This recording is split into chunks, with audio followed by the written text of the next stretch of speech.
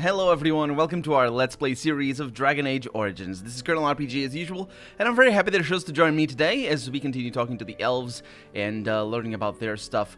They have lots of chests. That one over there cannot be open, unfortunately, because Linnea doesn't like it, and we need to ask questions of her. Last episode, I was asking some questions. Have you another question? I do. Ooh, That's the second option? Yes. That option is the option I chose already. I don't remember if I asked her about herself. Let's see. Tell me about yourself. I'm hardly anyone special, I assure you. If I seem different from the rest of my clan, it's only because I was born amongst humans. Not too different from you, I imagine. I came to the Dalish at a very young age. Yeah, but I asked this already. I've always retained my curiosity about the world I came from. Yeah, it's interesting that she leads with "I'm not anybody special," but she is very much special. She's not only she's trained to be the first, which is like a position of power. She is an outsider, and she's got all this backstory. She's very special. What does a keeper do exactly? A keeper is, first and foremost, the leader of the clan. He decides where we go and when we shall move. He's also responsible for knowing the clan's ancient lore and passing it on to the others in the clan. Without a keeper, the clan's knowledge is lost forever, so the clan protects him like no other. Can I not ask if you have books? Because that would be the nice follow-up for that one. What can you tell me about the Zathrian? About Zathrian, the keeper here? Nothing that you could not ask Zathrian himself. He is the keeper of this clan and has been for a very long time. He is also a very good man who has lost much. The Dalish are everything to him, and he would do anything to protect them. Lost much? What has he lost? He lost his family a very long time ago. I don't know the story, but I understand the circumstances were horrific. Okay, I should go then. As you wish. Darth Shirel. Sure. She said that before as well. It sounds... I would expect it to be Shiral rather than Shirol. Because, anyway. Let's have a chat with Zathrian over here. Yes? What is it you need? Have you news? No. I don't remember if I asked him questions, but I did spoke to Linnea about you. And what did she have to say? She said that you have been keeper for a very long time. That's true. Hundreds of years, if you must know. Slowly, the Dalish will all know once again the agelessness of the elves. For now, only a few of us have regained that ability, but I cannot say any more on that. I trust your curiosity is sated. She also told me you'd lost your family, but she wouldn't say how. I would rather not speak of it. It is very painful for me, even now after so long. The werewolves were responsible. That is all you need to know, and should adequately explain my hatred of them, no? Let us leave it at that. I didn't quite get that he had hatred for the werewolves, actually. We have a quest to do with that. I thought it was more of a pragmatical approach, because they're all plagues and bad things. Also, going back to what I was saying before, even now, after so many years, he says... forgetting the grief of is a very human thing. It's got to do with the way we keep our own memories and all that sort of stuff. So it would make some sense that the elves would have the same sort of capability of forgetting grief, similar to humans, because excuse me, probably. If you change that capability in any way, you might have serious repercussions or logical repercussions in the personality of elves, just in general. But it does also sort of cast an interesting perspective on how they remember their past lives, living for hundreds and hundreds of years. You're gonna be like by your 300th birthday, and you're gonna be like, oh man, I look back and I can't remember what I did when I was 78. What was that? That year has vanished from my mind. Humans do that. Not at the age of 300, obviously, but let alone elves. Anyway, so I have some questions for you. Make them quick, if you please. I have much to do Oh yeah, I here. remember. My apprentice Lanaya or Sayrel, the clan's storyteller, It's could fine. provide you with answers just as easily. I would, yes, yeah, I'll see you later. I must return to caring for my people. That is good. That is a good return. Let's explore. We got statues over here of elves with swords. Big sword over there. It looks like his sword a little bit. The sword. No, it looks like my sword. I was looking at my sword and somehow associating it with him. But no. And then, oh, wait a minute. These statues. That's why I came over here. What? Nice. Selaise the Hearthkeeper is seen as the sister of Andruil the Huntress, which I assume is that other elf. While Andruil loved to run with the creatures of the wild, Selaise preferred to stay by her home tree, occupying herself with gentle arts and songs. And you can read the rest, obviously, if you want to. But I'll just sort of skim through a lot of this. Let's see what we have over here. Ooh, it's a song. Remember the ways of the hunter, and I shall be with you. Aw, I wanted a dexterity bonus. Give me a dexterity bonus. Okay, ooh, look at that. We have Varathorn. That's a very Tolkien human name from Tolkien, but sounds a little bit like. What are you doing?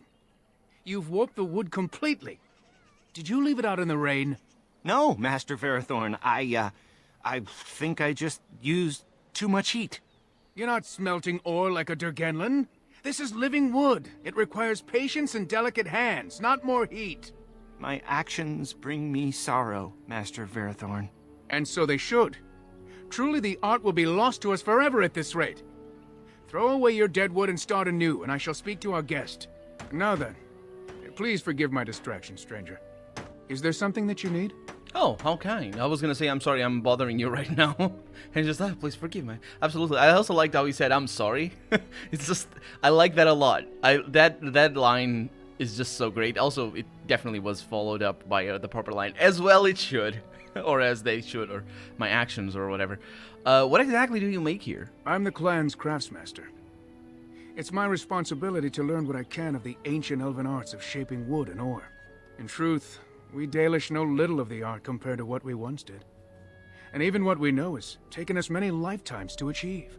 There is wood that, if treated properly, is as hard as steel but far lighter. It grows only in this forest. Ironbark. The Keeper has forbidden us from entering the forest to collect the wood. This means I cannot make our finest crafts for years to come. And if I found some ironbark for you? I would be hesitant to ask it of you, but if you should come across ironbark, I suppose there would be no harm in gathering some. It is blue and very distinctive. You can only harvest the bark which has fallen off the tree from age. If you find some, bring it to me, and I will craft it for you. So what kind of items would you make? I excel in making blades from the ironbark, or perhaps a breastplate. Provided there's enough wood, that is. Very well, I'll take a look when I am in the forest. That would please me. So long as our hunters come first. I'd like to barter? I am no merchant, but let us trade. Perhaps there's something here which will be of value to you. It's interesting because I said barter, which is not... It's a weird word because it's not very used. It's not very often used in English, in modern English anyway, as far as I can tell. But I know the meaning of it. It's not for mercantile. It's specifically to trade and barter can be interchangeable. But I always associate barter with more sort of an exchange of goods, whatever they are. Like I give you, I don't know, a flower, and you give me something equally relatively worthless, and not like, oh, I have 3 lengths of rope over here and I will want that magic ring that you have over there, take it. So that would be more of a trade, and which is what we do. But interesting. I don't know, maybe I'm wrong on how I see barter. I was looking for, speaking of rope, I was looking for backpacks, obviously, because I must have all the backpacks. And unfortunately, there is no such thing. Yeah, that's Varathorn's goods. There's no backpacks in here. Okay. So I will sell, maybe I will sell some of these things. Templar arm, no, I won't. I don't know that I have anything new. Oh yeah, these are, well, that's a nice one, actually. I can sell that. Let's go ahead and do that. And thank you, I guess. Where's my money? There it is. Good. I think that's that. Rare iron bark is a new quest. I shall have this done, and I'll talk to your apprentice. Is it strange to live amongst the Shemlin? To know nothing about your people? Sorry, I'm stealing things. Yeah, I don't know. Let's see what we have over here. This appears to be various first-hand accounts of a time that ran away, because I couldn't. The long walk. When our people left to winter, we had nothing except the knowledge that for the first time, there should be a comb over there and another one over there, we were free. And then many perished along the way, and then the gods rewarded those of us who did not waver or perish by bringing us to the Dales, and that's why they're the Dalish. I'm gonna get another one, though. This is the Dear Thaman, Keeper of Secrets. That sounds interesting. Play with us, says Dear Thaman. Okay. Your brother has abandoned you. He no longer loves you. It's just bad things going on in here. When Dear Thaman found Falondin, he found also the deer, who once again was light on her feet, for her spirit was released from her weakened body. In other words, she farted as she died, or something. Anyway, right? Your spirit was released. No, that's you just farted. Don't do that. That's yeah. So I mean, do that because it's unhealthy to keep it in, but it's not it's not necessarily polite. Or maybe it is. I don't know. We're with the Dalish. Maybe they celebrate with loud and powerful farts that shake the trees, and that's how they get their iron bark, because that day falls. Elgarnan, god of vengeance. Elgarnan was furious at what his father had done and vowed vengeance. He lifted himself into the sky and wrestled the sun, just to, this is a weird flex, but whatever. It's good. Hi. It's too bad you don't have a clan of your own. Yeah, I suppose. Anathara, Grey Warden. Shildarn. Thank you. Hi. Oh, she doesn't talk. Why do some of them do and... I mean, they don't. That's the thing. Why can't I have the float texts? Or not float texts. There's no... What? There's no float text in this game. Although similar ones. Yeah. This carved wooden head represents June, the Elven god of craftsmanship, I assume. Of the craft. Yeah, we dedicate all our crafts to June. Then Selays, the Hearthkeeper, came and gave us fire and taught us how to feed it with wood. June taught us to fashion bows and arrows and knives so that we could hunt. Oh, that's how that works, I guess. Let's see. I don't want to... this is good enough. This seems like a dead end. Let's also save just in case, because I see a yellow-named person. Mithra, I'm sorry. May I bother you? I don't know where that goes. Hi. I trust there are no hard feelings about my questioning of you when you arrived. We Dalish must protect ourselves from trouble at all times. Not at all. It was all perfectly reasonable and polite. I would... yeah. You seem to go out of your way seeking it. Do others truly trouble you so much? I understand. Yeah, well, seriously, 3 out of 4 lines are just sort of... interesting.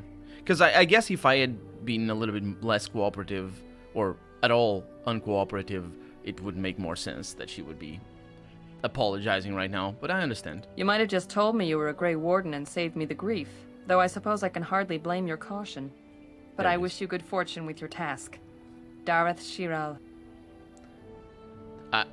Yes? Be careful in the camp. We are not used to outsiders walking amongst us, remember. Anathara, Grey Warden. Anathara to you as well, or maybe I am it's led to understand that the Canary have their own mages as well. Is this so? You would not understand. Not understand? Is it mental capacity that you believe I lack? Or are you worried I will sympathize with my so-called brethren? Take your pick. Is that supposed to make me angry? It means I find myself wishing that your people held proper, civilized attitudes towards magic. That is a rather hostile thing to say. And yet you continue speaking. Astonishing. They're not getting along, are they? Huh, very interesting, though. Very interesting dialogue, that one in particular. Because that was Morrigan and Sven. Sven? What's his name? Sten, yeah. Sven is a person's name, right? It's a real name, I'm pretty sure. Anyway, yeah, it was an interesting discussion there. Because it reveals a lot of what the Canary, or I don't know what Sten is how they look at magic. And again, it sort of ties into what we have been messing around with recently in regards to blood magic and all that sort of stuff. And somebody asked me, and I answered in the comments, but somebody asked me in the comments what my character's reason was to kill Flemeth. I may be missing something here as a player, and I'm talking about Flemeth because, of course, magic and blood magic specifically. But I may be missing here. I felt there was no real need to justify, or to have a lot of justification for Balor's actions in killing Flemeth, or eventually killing Flemeth, because that hasn't happened yet. We haven't gone there. We've reloaded. I felt there's no reason for that because objectively Flemeth will kill Morrigan, and never mind the blood mages thing. I think Balor would be very receptive to, as somebody who wanted to be a blood mage, or to be a mage anyway. I you know, because I will go with that headcanon there. I think Balor wouldn't mind befriending a blood mage, and in fact, he's befriending an apostate, so you know it's sort of similar. And wouldn't mind even understanding their plight, or even working for them. Even I like, as long as the means, or much less the ends, never mind the ends, but as long as the means to the ends aren't murdering a bunch of innocents, or a bunch of people who have nothing to do with it, really. Because, so it doesn't seem like it didn't feel to me like I needed a whole lot of explanation in killing Flemeth. Flemeth might not be objectively evil, and what is that objectively evil in the first place? But within the context of this game, I'm pretty sure there's no right or wrong. Well, not necessarily right or wrong, but there's no evil or good in this game. Just like it's not like Dungeons and Dragons with a alignment, which is a good thing because I have so many issues with the lawful good and chaotic neutral and all that sort of stuff. But it's not that Flemeth is objectively evil. If that is even a thing in the context of this game. It's just that she will kill Morrigan, and that will not come to happen. And so yeah, that's how that is. Somebody told me as well, thank you very much, that I should go there when I'm level 12. I think level 12 is not going to be enough, but maybe it is. I'm already level 9. Let's have a chat here with Athras. I greet you, stranger. It is good to see another elf, even if you are not one of the wandering clans. I trust my people have not been too harsh in their treatment of you.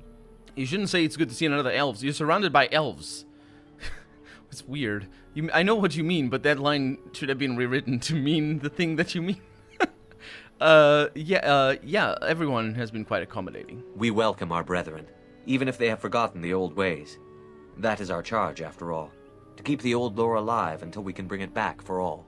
I understand you will search for the wolves in the Brazilian forest. Yes. I would join you, but Zathrian has forbidden me. Oh, forbidden you? We are banned from entering the forest now. I have more cause than most, but I will not disobey my keeper. That's good of you. Why do you want to enter the forest? I suppose there's no harm in telling a fellow elf, but surely you have greater concerns than any problem of mine, no? That's fine. It's good. Well, perhaps you could help me with it. I would certainly appreciate anything you could do. My wife Daniela and I both fought the werewolves in the ambush. She was injured so gravely, the curse spread rapidly in her.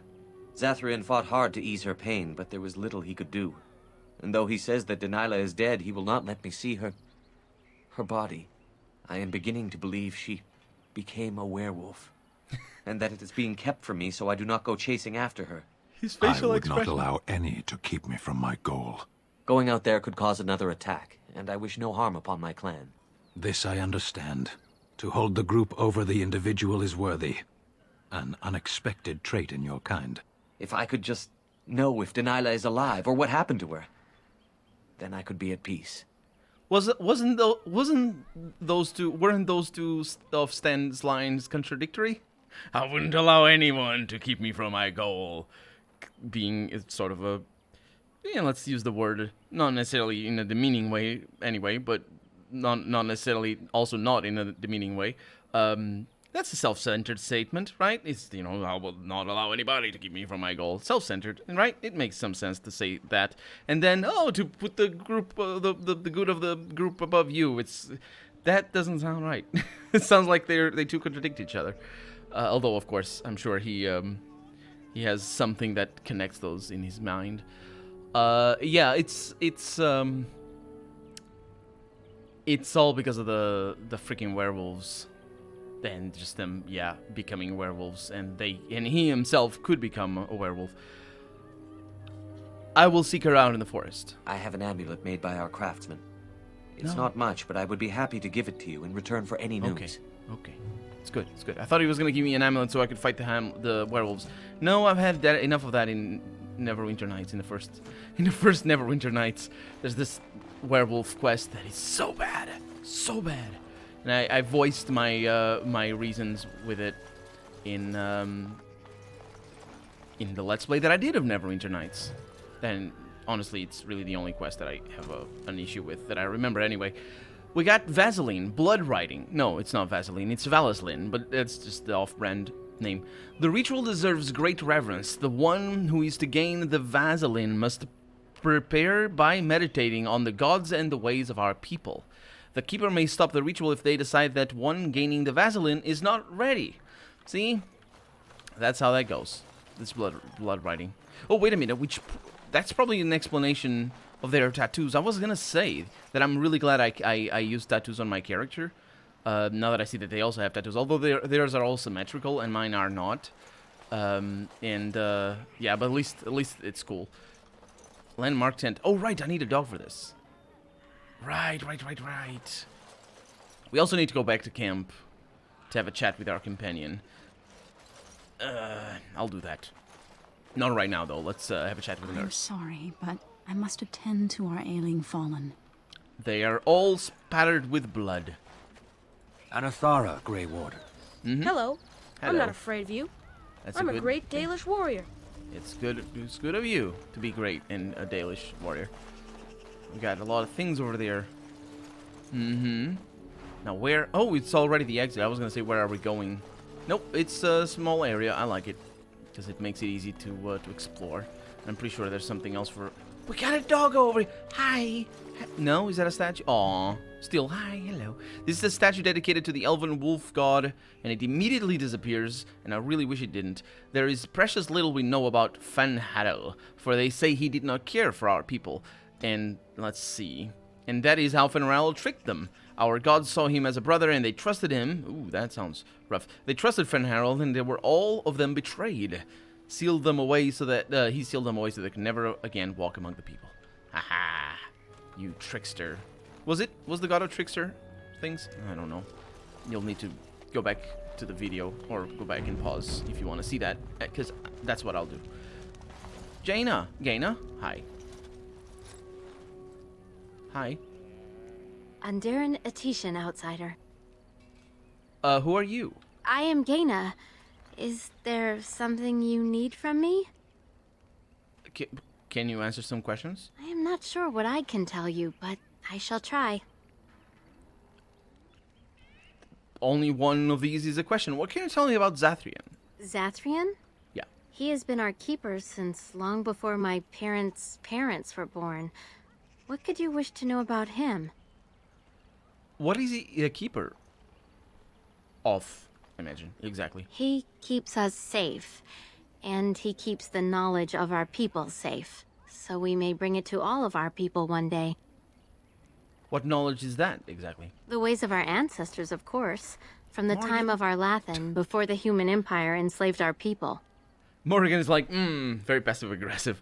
So where does he get this knowledge? Or did he get... These are weird questions. What exactly... Why does this feel different, this dialogue?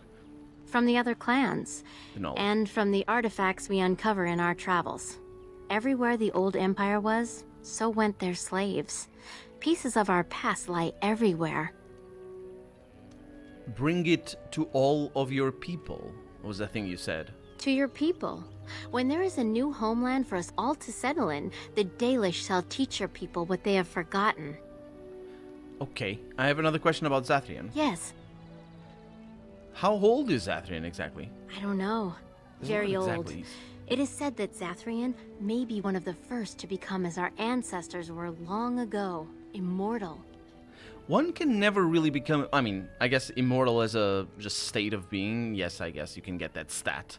You can get that, you know, it's a character sheet thing and you get like, oh, that's the one that I have. But you can never achieve immortality in the sense of attaining that, because you can always disprove that. Because at any point you're going to be like, I know I'm immortal because I've never died. Well, that applies to everybody that is alive, dude. But yeah, so it's sort of interesting. May be the one to, yeah, but so that sort of implies that there's a state of being that allows him to become immortal, which I think he said something to that extent. But this dialogue does feel a little bit different with the exactly's was one thing, just so many questions with exactlys, but also. Yeah, weird. Anyway, could just a hiccup or something. How could that be, though, the immortal? Why him and not others? We all live longer than the Flat Ears, the elves who live with humans. The Keepers even more so because of their knowledge of the old ways. Why Zathrian differs from the others, I do not know. Perhaps he has been blessed by the creators. You don't actually believe in those gods, do you? Your people do not have gods? I don't think I could live without the hope that when I die, I will be greeted by the creators. The Shemlin would have us believe otherwise. But their maker is no more present. At least the creators are our own, and they care for us as no other. Okay, so first off, why was that question like that so sarcastic? Why did she assume that I didn't have gods? Why do her gods also welcome them when they die? And why are they also the creators? I know why, because that's commonplace. Yeah. Come on. Make gods that are not creators. Make gods that are interesting and not are blatantly based off of the Abrahamic god. Come on. Anyway. Yeah, this dialogue. Let's pretend this was written by an intern. It's fine. And may the creators bring you fortune. Yes, thank you. Bye. And also, it's the end of the episode, so, yeah. Anyway, that's gonna be that for today. I'm Colonel RPG, and this has been Dragon Age Origins. I really hope you've enjoyed it, and if you did, go ahead and leave a comment, like the video if you want to see the next episode come out sooner rather than later. But above all, thank you so much for watching, and I hope I'll see you next episode. Bye-bye.